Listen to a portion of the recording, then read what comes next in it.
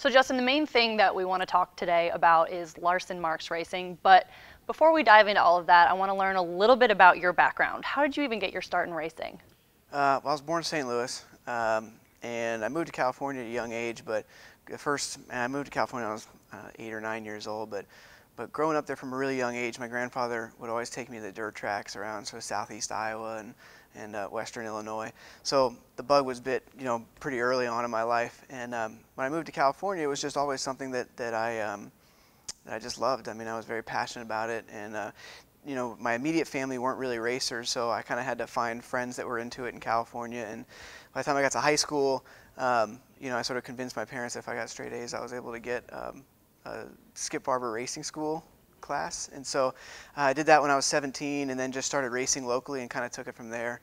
Road raced for a number of years, spent 4 years with the BMW factory team, some Porsche junior team driving, and then in 2006 moved to North Carolina and basically started racing in NASCAR. So grew up watching the dirt racing. What made you decide to not give that a try as opposed to going straight into road racing and all that kind of stuff? Yeah, I mean, the first people that I met that were in racing that I could have as mentors, they weren't dirt racers. So I mean, even though I remember watching Thursday Night Thunder and Saturday Night Thunder and going to the outlaw races at San Jose Speedway with my buddies. I didn't know anybody in that kind of racing. So even though it was still my favorite kind of racing and I wanted to get into it, just wasn't my path. So the people that I met and the first people that took me under their wings were really in road racing. That's where my opportunities came from. So what do you like the most about road racing? It's a little bit more unique from what people around here do and the dirt racing. Yeah, I mean, I've always felt that road racing was the closest type of motorsport to the true essence of the automobile and why it was built. The joke goes back to the first race was when they built the second car, right? So, and they started road racing, back in the late 1800s, the early 1900s, and the diversity in the tracks all over the world, and the fact that a lot of it was production-based car racing. To me, it just captured a lot more of the essence of the relationship between man and machine, really.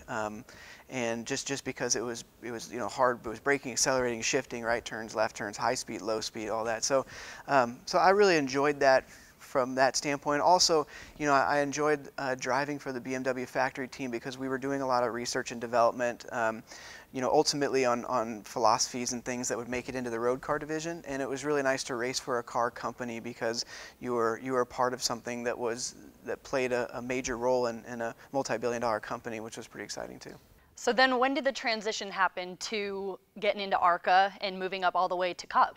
So in the end of 2006, BMW took a hiatus from racing in North America, basically took a year off, and one of my teammates at the time was Boris Said, who was racing on the road courses in NASCAR and became a good friend of mine, and I'd always told him that, I wanted to give ovals a try and wanted to try NASCAR, and I figured in 2006 it was sort of a good opportunity for me to do that rather than try to look for another ride in road racing, and I was still young and just figured I'd take the opportunity to pack my stuff up and move to North Carolina from California. So that's what I did, and was able to meet an ARCA team right away. One of my first sort of mentors in oval track racing, Jeff Bice, who was the crew chief of that team, and worked in Cup with Jerry Nadeau and with a number of drivers. And that was a real pivotal time in my life because it kind of set me on a path from a mental standpoint. And he really instilled some things in me that I feel like really helped me as I went in through the truck series, the nationwide series, just kind of keeping a good perspective on everything. So went from ARCA to trucks and some nationwide and a little bit of Cup, and just kind of kept dabbling in in road racing and just sort of had fun from that point on. And so where does your motorsports career stand today? I think of myself as still a driver. I mean, I still do a few races every year, but certainly in the last couple of years I've transitioned more into sort of an entrepreneurial role. We've started 4 companies in this town, and on the import and distribution side of racing, we've got a fantastic racetrack in Mooresville, the GoPro Motorplex, and now Larson Marks Racing with a race team. So my father was a businessman. I learned a lot from him about how to run businesses, and he sort of instilled that entrepreneurial spirit in me, and that's kind of the path that I'm on right now. So you're clearly a businessman. You've got the GoPro Motorplex, which has become a beast in the North Carolina area, owning it with Michael McDowell. How did that idea even come about, and just tell us a little bit more about it? So karting was always something that I enjoyed doing. I didn't grow up karting, but it was certainly something that me and all my buddies that drove spent our free time doing. And Michael and I were talking, the closest place we could go was in South Carolina, is 100-something miles away, and so we were talking on our way down there, like thinking, if something breaks and we get all the way down there and we don't have a part for it, like, we're done, we have to go back home. We kind of wasted a whole day and drove down there for nothing, and that kind of just turned into, there needs to be a racetrack in Charlotte. I mean, it's Race City, USA. All the teams are here. The vendors are here. Lots of racing enthusiasts here. So, so we kind of just went out to breakfast one day and we kind of talked about, the feasibility of building a go-kart track, and that grew. The original thoughts were something very simple, and that vision grew as we sort of kind of did an audit of the industry and an audit of the area and what the opportunity was. That vision grew into essentially a multi-million-dollar, multifaceted facility where it's everything from kids getting their start in it, to companies coming out and hosting events, to holding sort of national championship type races, and sort of everything in between. Enthusiasts, we have people have their garages out there and come out just for fun, and it's been embraced by the community. It's been a great success for us. And how cool is that to have top level drivers from NASCAR to World of Outlaws to USAC showing up week in and week out? Yeah, it's awesome. I mean, really, I think what makes it special is the fact that it's that accessible to the people that are just starting racing too. So, a lot of people tell me that it's so cool they can come to the racetrack and they can get on track with Casey Kane or with Denny Hamlin or whatever. So it's really neat that those guys enjoy it, and it basically piques their interest and it excites them. But the same product is accessible to anybody that just wants to come in off the street and give it a shot. So that part's been pretty cool. That's cool. So another business venture that you have going on right now is Larson Marks Racing. You've got your partner, Kyle Larson. What is your guys' relationship like, and how did that partnership even evolve? So I've always been interested in team ownership, and it's always been something that I wanted to take a crack at kind of when my driving days wound down. And I got to know Kyle when he started coming out to the GoPro Motorplex, and we knew that his career was about to get really busy, and that he was going to start having less and less time to race on the dirt. He expressed to a number of people that he was interested in possibly giving back to the dirt community when he couldn't race in it as much anymore, from a team ownership standpoint. And I told him, I said, we don't really know each other that well, and we've just kind of started to get to know each other, but I've had this dream of starting a race team, and I would love to do it in dirt racing, just because that's where my passion was from a very young age, and where it started for me, because that's what just got me fired up about racing, was going to dirt races. So we got to talking about it, and I said, why don't we just start the sprint car team? You help me get the people in here that I need. Find me my crew chief. Tell me who my driver is, because I don't know these guys, and I'll work hard, behind the scenes and get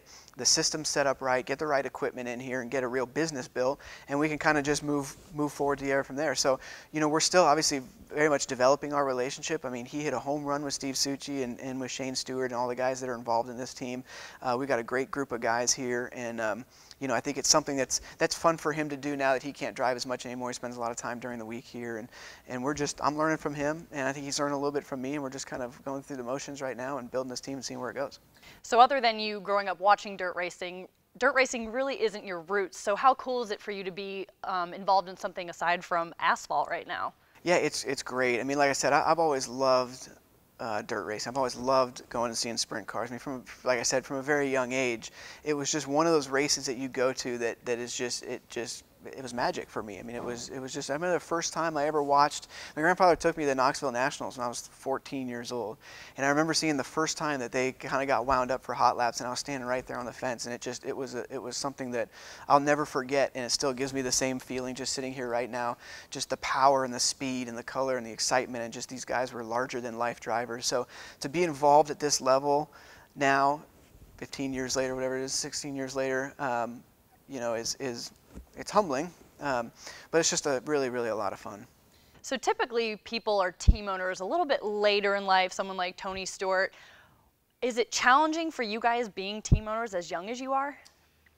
Yeah, I mean, I feel like I know enough about how to run a business, and Kyle obviously knows enough about dirt racing that I think that we complement each other really well, and we basically ended up with a product with Larson Marks Racing that can be competitive right out of the box. I mean, I'm certainly trying to apply some of these principles that I've learned in business to this, as far as managing our expectations and have a plan moving forward for this team. And then Kyle's obviously assembled a great group of guys together. So I mean, It's not as complicated as I thought I would. It's certainly as competitive or more than I thought that I would. I mean, these teams that we're racing against they're world class, and these drivers are incredible drivers. And I mean, I think more than anything, I feel lucky to be there. But you know, I'm learning a lot, and that's what 2015 is about. It's a learning year. You know, we don't have a set schedule. We're kind of just we're sort of adhering to the business model and trying to get a lot of experience. When we go racing full time next year, we'll be ready for it. That's what I was going to say. You guys are running what you guys consider a limited schedule, but for racing still 40 to 50 races in a year. What are the future plans for Larson Marks Racing? You know, right now, really our plans, you know, sort of the immediate future is just to do what we need to do this year to get prepared for 2016. We're going to be running all the World of Outlaws races, so we'll be running for points in 16. And, you know, this year's about basically going to all the different types of tracks and kind of learning about this, make sure that Shane and Steve get a rapport working together and get experience working together. So when we get to Volusia in 2016, we're sort of firing on all cylinders, and we're geared up and we're ready for the full 90-plus race season.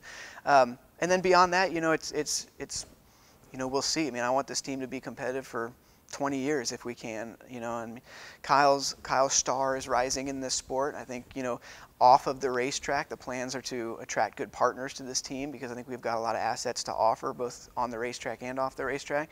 So from a business development standpoint, that's certainly going to be a priority for me.